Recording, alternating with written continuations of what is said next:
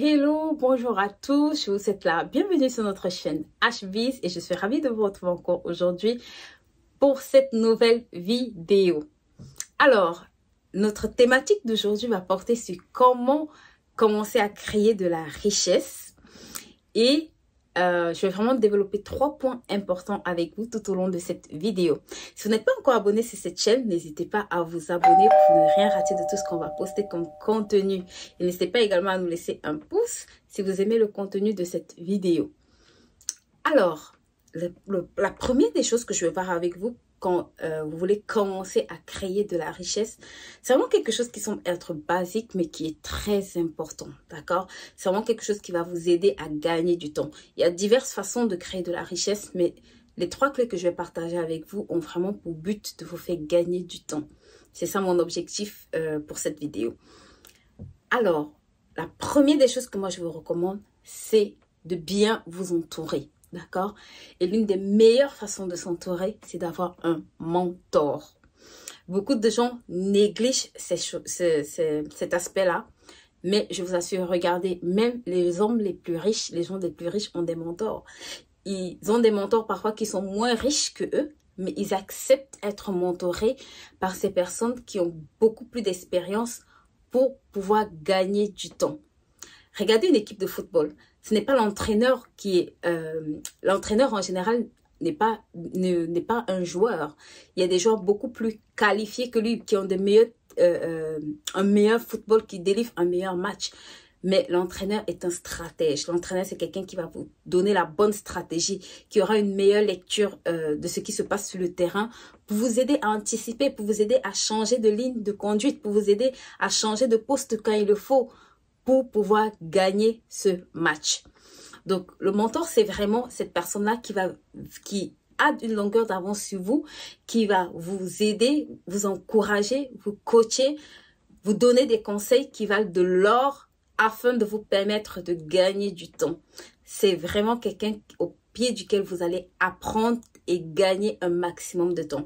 Et souvent, l'erreur qu'on fait, c'est qu'on veut que les gens soient nos coachs, mais on ne veut pas payer le prix pour que ces personnes nous coachent véritablement. Qu'est-ce que ça veut dire? Ça veut dire qu'on veut que les gens nous donnent des conseils, mais on ne veut pas investir, nous, en retour dans la vie de ces personnes-là. Et c'est souvent ce qui fait en sorte que le mentorat ne fonctionne pas très bien. Bien que vous pouvez avoir des coachs à distance, ça veut dire que vous pouvez regarder quelqu'un sur Internet, il vous sert de mentor, ainsi de suite. Voilà, vous pouvez avoir des mentors à distance.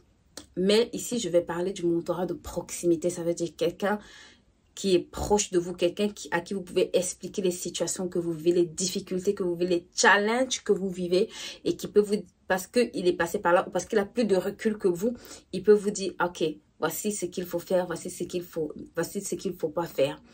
Donc, la meilleure façon pour vous d'avoir un mentor, ce n'est pas d'aller dire à quelqu'un, deviens mon mentor. Non. La meilleure façon, c'est vraiment de faire le choix d'aller apprendre au pied de cette personne. Ça veut dire d'aller chercher un service que vous pouvez offrir à la personne qui va vous permettre d'apprendre, qui va permettre à la personne de vous former en profondeur pendant de nombreuses années et qui va vraiment vous permettre de comprendre beaucoup plus, même les choses que la personne ne vous dira pas, mais que par observation, par le fait que vous avez une certaine proximité avec elle, vous allez observer et vous-même poser votre propre analyse qui va vous permettre derrière de pouvoir comprendre, ok, voici comment cette personne fonctionne, voici comment elle obtient des résultats, voici ce qu'elle met en pratique de façon concrète. Donc ça, c'est vraiment une étape qui va vous faire gagner du temps. Moi, particulièrement, quand j'ai commencé à entreprendre, je connaissais vraiment pas ce monde du tout. Je savais même pas ce que c'était en réalité. Et encore, je pense que j'ai beaucoup de choses à apprendre. Mais la réalité quand même derrière, c'est que pour commencer à gérer une entreprise, pour commencer à bâtir une entreprise, on a besoin d'apprendre énormément de choses. Des ressources humaines, le marketing, la communication. Et parfois, on se lance et on se dit, oui, je vais y arriver. Mais sauf que, chemin faisant, on se rend compte qu'il y a beaucoup de paramètres qui peuvent être des freins pour nous, qui peuvent vraiment nous faire perdre du temps. Et moi, la grâce que j'ai eue, c'était vraiment d'aller servir au pied de quelqu'un qui avait déjà une entreprise. Et ça m'a permis de vraiment comprendre en profondeur l'importance de chaque département, l'importance d'avoir au moins le minimum de connaissances sur chacun de ces postes-là pour pouvoir, ok, même si je vais le déléguer à quelqu'un, mais derrière, au moins, j'ai l'avantage que je sais comment ça fonctionne. Et si même mon prestataire me fait faux bon, je sais comment réagir. Donc, ça a vraiment beaucoup d'avantages d'avoir un mentor et je vous recommande véritablement de prier pour avoir un mentor. Et quelqu'un vraiment qui aura à cœur de vous propulser, quelqu'un qui aura à cœur de vous voir grandir, quelqu'un qui aura à cœur de vous voir évoluer et aller même au-delà de ce qu'elle a accompli. Ça va vous faire gagner du temps. C'est vraiment l'un des secrets qui va vous aider. La deuxième des choses que je vais voir avec vous, c'est d'accepter se former. Beaucoup d'entre nous, on se dit, je connais déjà. Vous savez, c'est la pire des choses. Si vous pensez que vous connaissez déjà, en réalité, vous ne connaissez plus rien. Vous avez simplement commencé à régresser. Vous devez toujours être en train d'apprendre. Vous devez toujours être en train de vous développer. Je ne parle pas juste d'apprendre comme à l'école, on nous a appris. Mais vous devez toujours être en train de vous former. Toujours être en train d'évoluer. Toujours être en train de grandir. Ça, c'est vraiment quelque chose qui va vous aider à tous les niveaux et pendant de très, très longues années. Développer cette capacité à accepter, être éduqué. Et notamment dans le domaine de la richesse, accepter d'être éduqué financièrement parce que ça ne s'apprend pas à l'école. Dans notre cellule familiale ou dans notre cellule sociétale, on a des façons de faire qui parfois ne produisent pas de résultats. Et à force de les reproduire sans résultat, à un moment donné, parce qu'on ne veut pas apprendre de d'autres personnes, on refait la même chose et après on se plaint. Il faut accepter apprendre, il faut accepter se former. Aujourd'hui, vous avez une multitude d'outils pour vous aider à progresser, quel que soit le sujet. Donc, vraiment, formez-vous.